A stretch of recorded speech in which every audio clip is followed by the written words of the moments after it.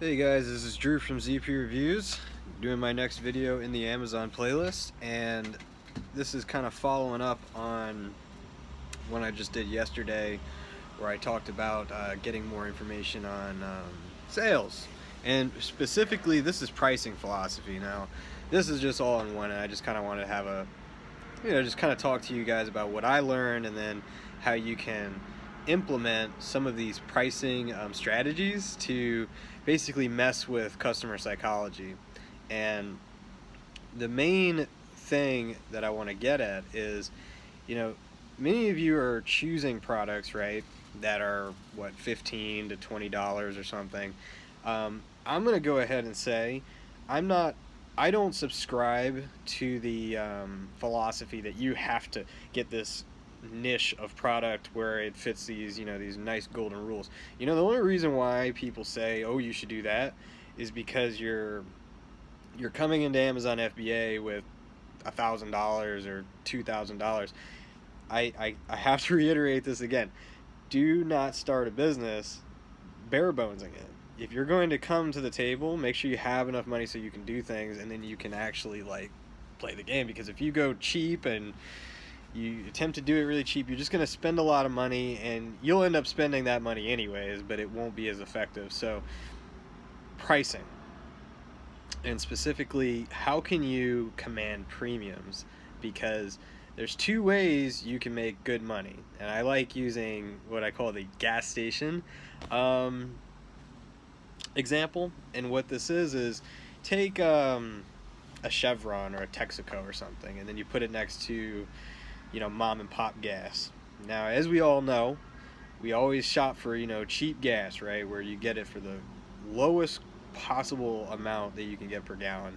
Well, for years, maybe even decades, you'll see Chevron Texaco, it'll always be 10 cents more, even 20 cents more, sometimes a lot, and you're just like, how the hell are they getting sales, or why are they even making money? Wouldn't you know it, that when you start looking at, say, not just a day, but a week or a month, that if you count up all the customers that go to Chevron, and you count up all the customers that go to Bargain Brand, the margin that they're making at the Bargain Brand is less. They're giving away that gas for damn free.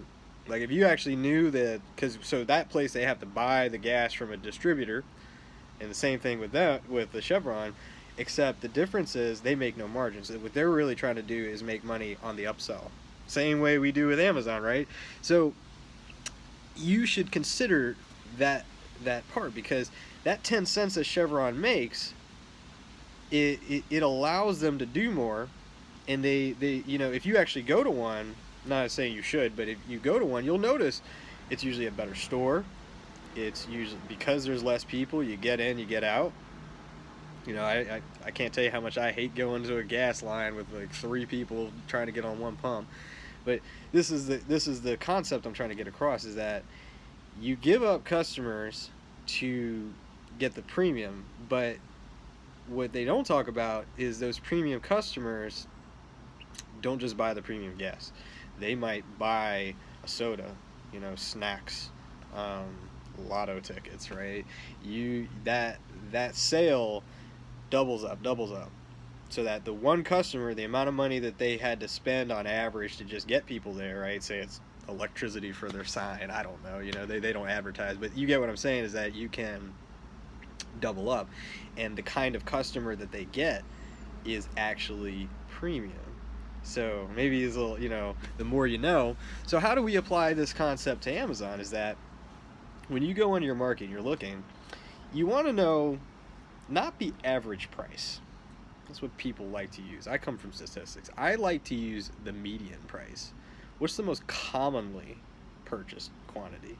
So if you were following what I've talked about with the keywords and whatnot, you'll have an idea what customer, so say your main keyword, right, and you'll look at the competitors and all their price points and then their sales velocities. You need to take the median. That is the number you want to work against, because this is the actual number that's truly being purchased the most. You want to be higher than that number. Now, that number is not always the average. Sometimes the average is higher than the median, sometimes lower than the median, But the median is real, whereas an average is kind of a calculated value. It's a calculated value, whereas a median is just the most common number showing up. So, say the median price that you found in your niche was $10.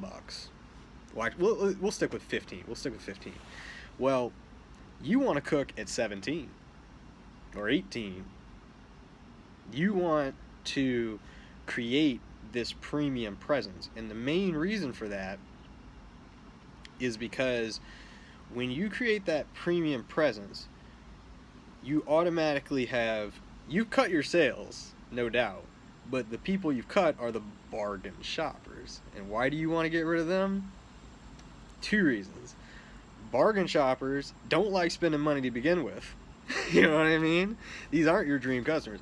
Bargain shoppers are going to try to get the best deal. They're going to come back and see if you change the price, and they'll return it or something if they think they didn't get the best deal. They're only considering the best deal.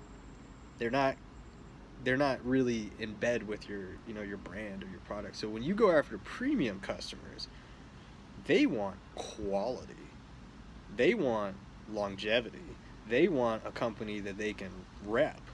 So that I get this. I recommend this to my family. This is the different psychology that the premium buyer has compared to the cheap buyer. And this is so critical to remember when you're competing, because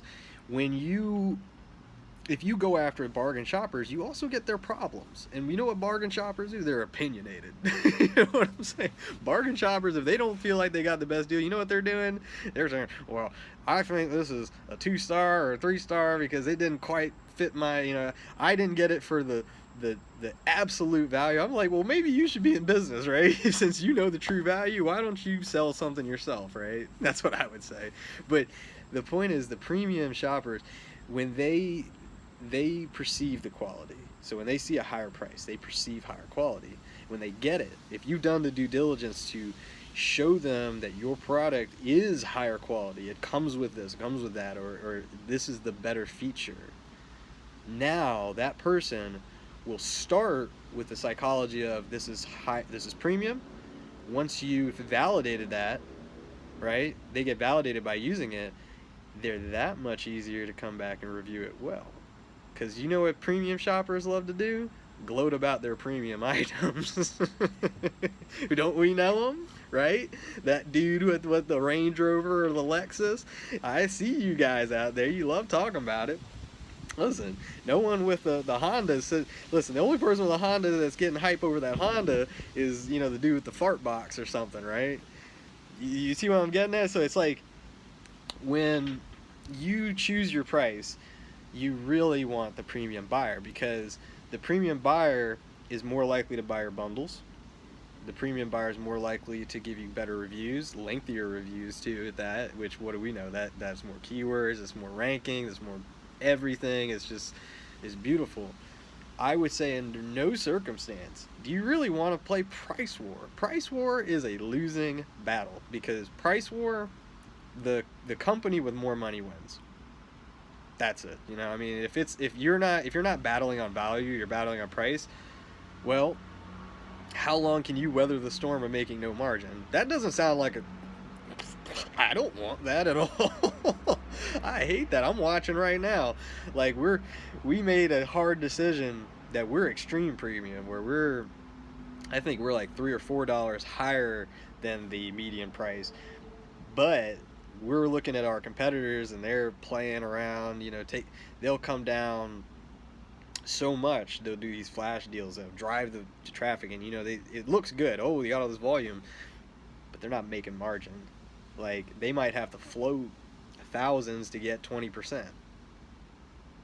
Why am I wasting time doing that when I could spend money that I'm making getting more products, more bundles, right?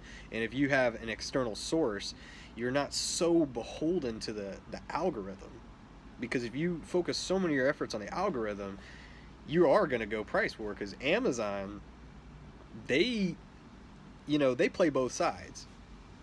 To them, what do they want? They want their fulfillment fees, their referral fees, and their ad fee. They want all the fee. They want all the money. So for them, that's their game. So for you as a seller to realize your margin, to have longevity, now it's a little slower this way, no doubt, but it's sounder business, because once you create that following of premium buyers that are just singing your praises, you won't need half these things. You might even have a stronger presence coming from Shopify, or even your brand website, or influencers, or this and that. You'll have them saying, listen, we don't buy that cheap shit. You know what I'm saying? We don't want that cheap. We want your stuff, you know? We want that specifically. And that's why I say you, it's easier to get that kind of person if your product has that perceived value. So don't play price war. I can't stress it enough. Do not play price war. You're better off taking less sales velocity and focusing your efforts on bundling, getting more offers, because you know what happens if you spend ad dollars and that person goes from buying one to buying two, three. That's where you make dough, because each time your ad dollar goes further and you drive more sales from just the same amount of money, and there's margin on it, it's better. So yeah, so I wouldn't play price war. You know, you got to do that like launching a lot of times. You got to come down cheap. If they don't know who you are, you know, you got to give a good discount. But, you know, but when it's ongoing, we fought for that high price, and we stuck to it. And you know what? It's, you know, it's like little by little trickle. All of a sudden people are just like, you know what, I'm tired of this. I'm tired of that crap. You know, you can see it. It's funny. We got a review, not for us. We were, you know, we watch our competitors, and they got a review where it wasn't to us, but someone complained about how cheap it was, and then linked another competitor. I was like, maybe it's them fighting each other, I don't know, but I saw that, I was like, everyone was like, this is helpful. That's, you have someone else's product on your listing, taking away your hard-earned dollar, man. Oh jeez. But I just know that that's the kind of stuff that happens at price wars. You end up with people that get mad even with cheap prices, because you're getting cheap buyers. So if anything, the higher quality goods you have and the better pricing that you can put for them, the better. Because let's just be honest, like, what is it? People know about Yelpers, right? Well, what are really Yelpers? They're not premium shoppers. They're just opinionated shoppers. And the truth is, the same thing applies to other people that like to review. So if you can, you know, target those kind of shoppers in your niche, where you can get the ones that want the quality. They don't care as much about the dollar. They want the quality. You'll be better off in the long run. So I just wanted to give you guys that tidbit. This is Drew from ZP Reviews. Thanks for your time.